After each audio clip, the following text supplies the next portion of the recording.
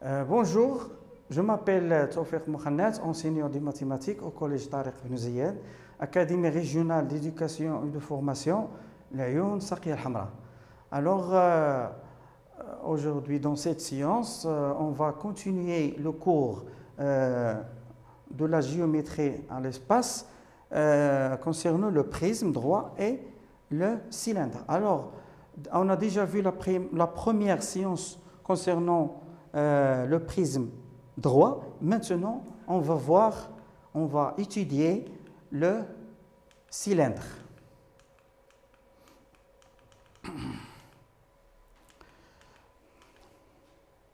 Alors, on passe à l'activité suivante. On considère le cylindre de révolution suivant. Voilà. Alors, on a un cylindre. Comme vous voyez, ce cylindre constitué de deux bases. Des bases sont des disques et une surface latérale.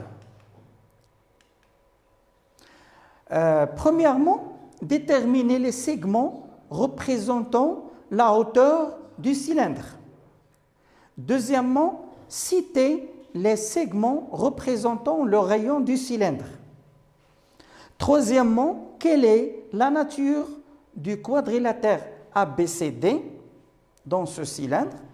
Quelle est la nature de chaque base du cylindre? Alors, premièrement, les segments AD, comme vous voyez, AD, OO', BC, représentent la hauteur du cylindre. Alors, le OO', AD et BC. Et la hauteur est toujours perpendiculaire aux bases. Deuxièmement, citer les segments représentant le rayon. Alors, le rayon, il y a ici OA, OB, alors c'est le rayon de la base du disque. OA, OB, O'C, O'D, ce sont des rayons du cylindre. Troisièmement, quelle est la nature du quadrilatère ABCD dans ce cylindre? Alors, la nature de ABCD est un rectangle, bien sûr, parce que AD et BC sont parallèles, et AB et DC sont parallèles, et AB et AD sont perpendiculaires, alors c'est un rectangle. La nature de chaque base du cylindre est un disque. Alors, le cylindre admet deux bases sous forme de disque.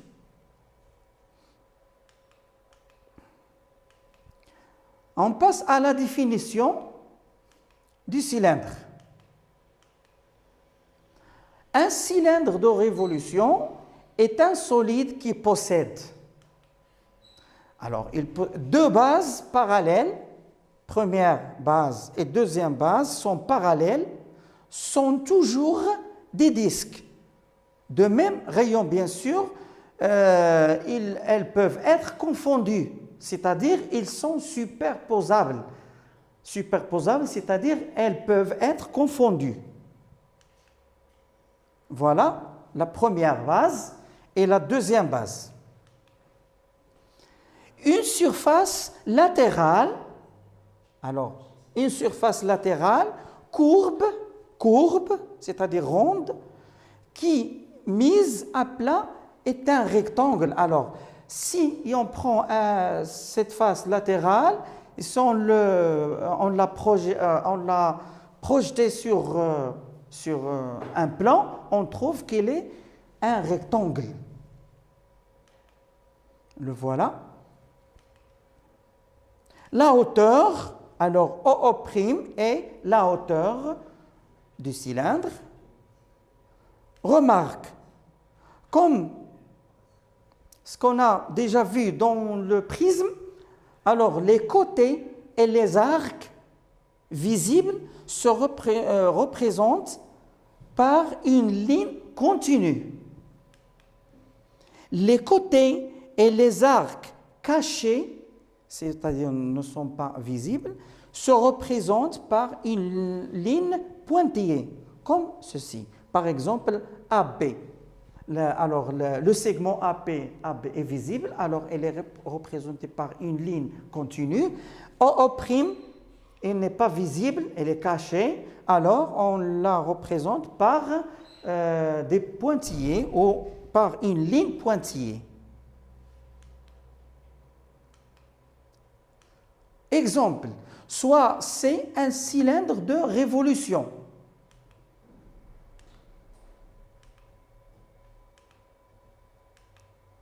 Alors, OO', EH et FG sont les hauteurs de ce cylindre. On représente la hauteur. OE, OF, O'G, O'H représentent le rayon. Le quadrilatère EFGH est un rectangle.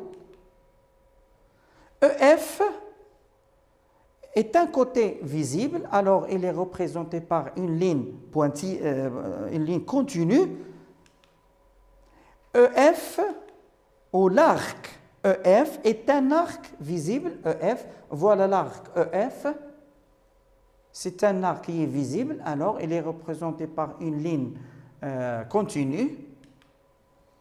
OO' est un côté ou est un segment invisible ou, non, ou caché, c'est-à-dire on le représente par une ligne pointillée. Aussi, l'arc HG, cet arc HG est visible. Alors, on passe à l'exercice suivant. Alors, corrigez les fautes de représentation de ce cylindre. Alors, dans ce cylindre, il y a des fautes, on va les corriger. Par exemple, vous voyez que l'arc AB où ce contour est visible, alors il doit se représenter par une ligne continue.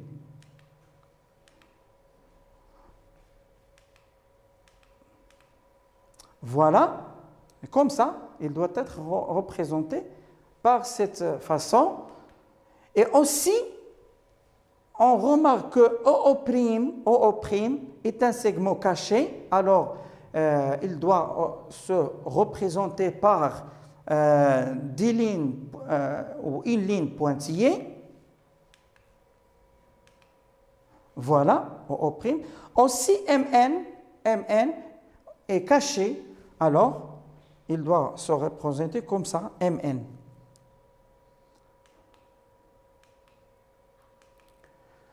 On passe à l'activité suivante. Alors, développer le cylindre de révolution suivant. Alors, si on développe le cylindre, on obtient, voilà, d'abord, ce rectangle, c'est la face latérale ou la surface latérale. Et il nous reste les deux bases qui sont considérées comme des disques superposables, c'est-à-dire ils peuvent être confondus. Alors voilà, cette représentation s'appelle, ou cette figure s'appelle le patron de cylindre. Alors la surface latérale, voilà, la surface latérale. Et la base, c'est le disque, ce disque. Et la hauteur. Voilà la hauteur, EH. Voilà, c'est EH ou FG.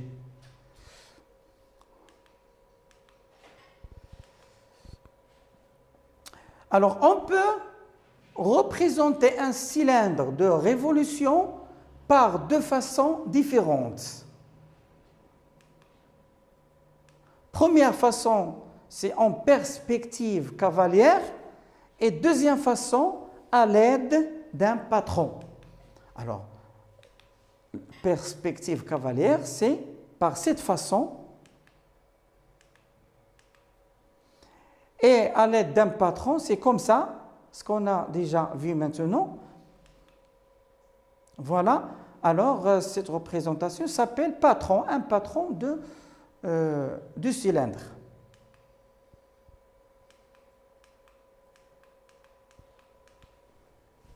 Alors la hauteur, bien sûr, et le périmètre de la base. Voilà le périmètre de la base. Le périmètre de la base, c'est la longueur de ce rectangle. Et la largeur de ce rectangle, c'est la hauteur du cylindre.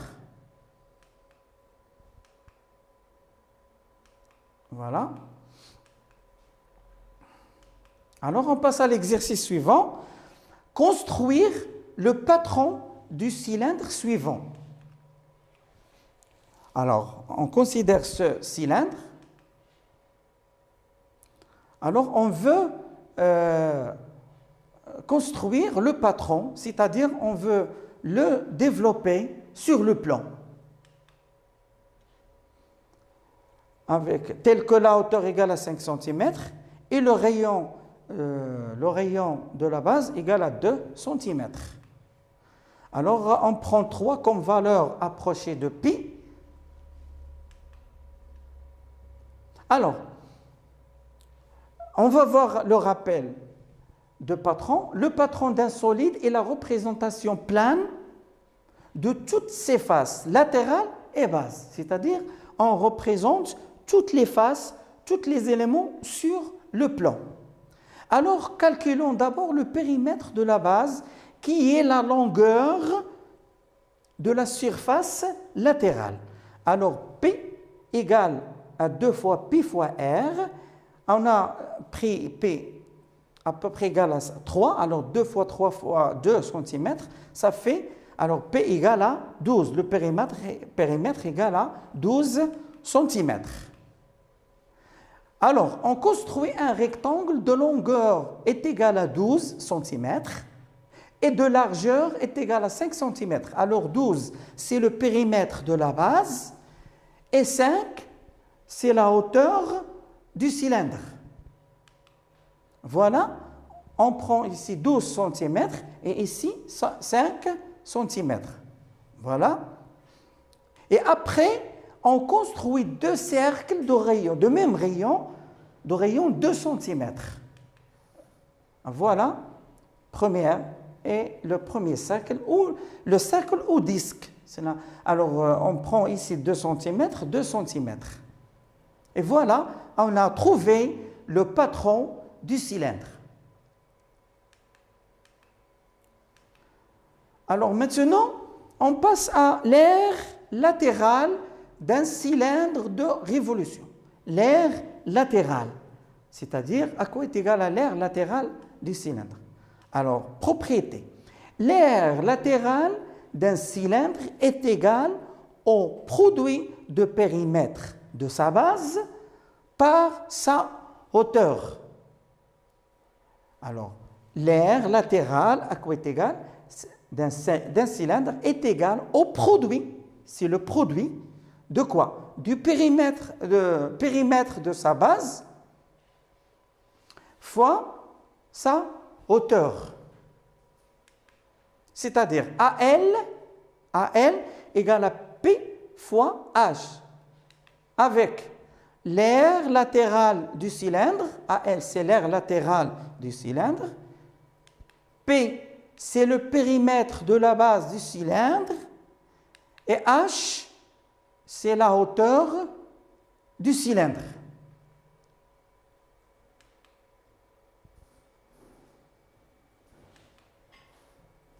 Alors, on va voir aussi l'aire totale d'un cylindre de révolution. L'aire totale d'un cylindre de révolution, c'est la même chose qu'on a vu dans la première partie concernant le prisme. Alors, l'aire totale d'un cylindre de révolution est égale à la somme de l'aire latérale et l'aire des deux bases. C'est-à-dire, AT c'est l'aire totale. L'aire totale égale à l'aire latérale du cylindre plus 2 fois l'aire de la base. Alors, l'aire latérale et AB, c'est l'aire de la base.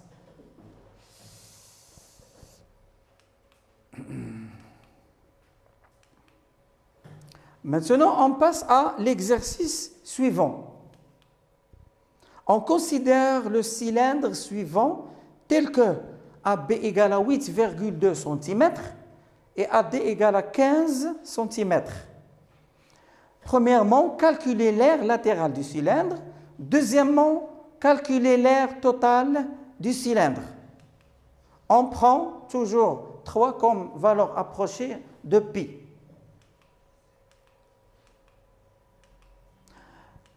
Alors, on sait que AL égale à P fois H, c'est-à-dire l'aire latérale est égale au périmètre de la base fois la hauteur. Alors, d'abord, on va calculer le périmètre de la base. Alors, le périmètre de la base est égal à 2 fois pi fois R. C'est-à-dire, on remplace pi par 3 et R, et puisque AB égale à 8,2, alors OA, c'est-à-dire le rayon, égale à 8,2 divisé par 2, c'est-à-dire 4,1. Alors P égale 2 fois 3 fois 4,1, ça fait 24,6 cm. Calculons l'aire latérale du cylindre maintenant. Alors, AL est égal à P fois H.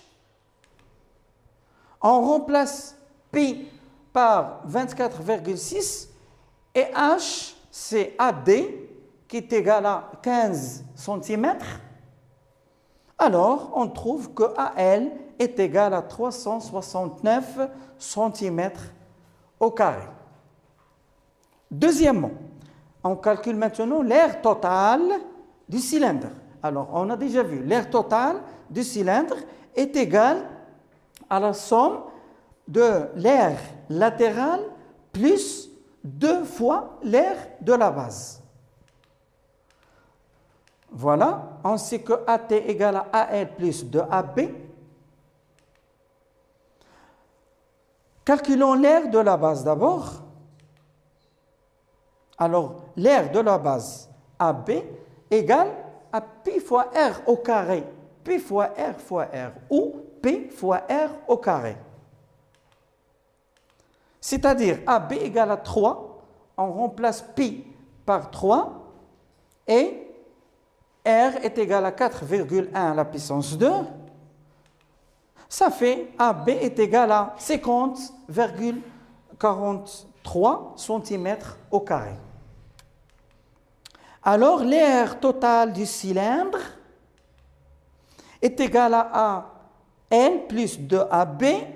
On remplace AL par 369 cm au carré plus 2AB. AB, on remplace AB par 50,43 cm au carré et on calcule tout ça. On trouve que AT égale à 469,86 cm au carré.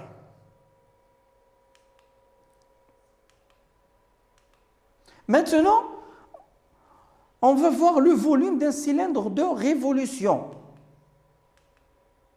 le volume d'un cylindre de révolution est égal au produit de l'air de sa base par sa hauteur.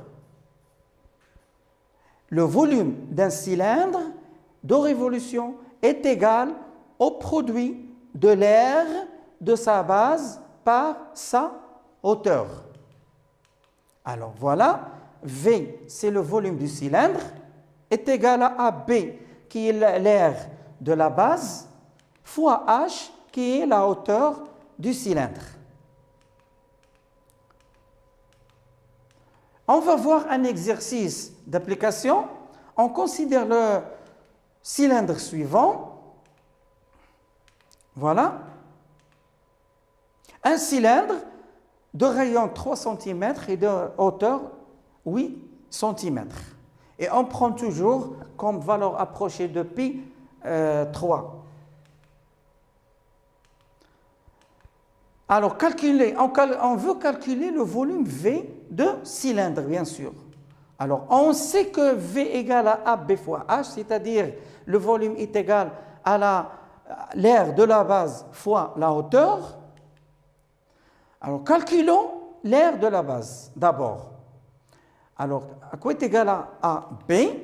Alors, AB égale à pi fois R au carré, c'est-à-dire AB égale à, on remplace pi par 3 et on a aussi le rayon égal à 3, c'est-à-dire 3 fois 3 au carré, centimètre au carré. Alors, on trouve que AB est égal à 27 cm au carré. Maintenant, calculons le volume V. On sait que V est égal à AB fois H, c'est-à-dire l'air de la base fois la hauteur. Et on remplace AB par 27 et H par 8. Voilà. Et on trouve que V est égal à 216 cm au cube. Alors, centimètre au cube, c'est-à-dire centimètre à la puissance 3. On passe à l'exercice suivant. Alors, soit c'est un cylindre tel que l'air de sa base est égal à 147 cm au carré et sa hauteur est égale à 9 cm. Premièrement, calculer le volume du cylindre. Deuxièmement, calculer son rayon. Voilà. Alors, maintenant, on sait que V est égal à AB fois H, c'est-à-dire le volume égal à la surface de l'air de la base, c'est-à-dire l'air de la base fois la hauteur. C'est-à-dire, on remplace AB parce que dans les données, on a l'air de la base égal à 147. Alors, on remplace AB par 147 et on remplace la hauteur H par 9 cm. Alors, on trouve que V égale à 1323 cm au cube. Deuxièmement, calculer son rayon R. On sait que AB égale à pi fois R au carré. C'est l'air de la base. Alors, on remplace AB par 147 et on remplace pi. On a pris pi égale à 3 à peu près. C'est une valeur approchée. Alors, 147 égale à 3 fois R au carré. Alors, R au carré égale à 147 divisé par 3. Alors, R au carré est égal à 49 cm au carré. Alors, R égale à 7 cm parce que 7 à la puissance 2 égale à 49. Voilà, on a trouvé R égale à 7 cm. Et on s'arrête là. Cette séance est terminée. On va se rencontrer dans une autre séance, Inch'Allah. Merci.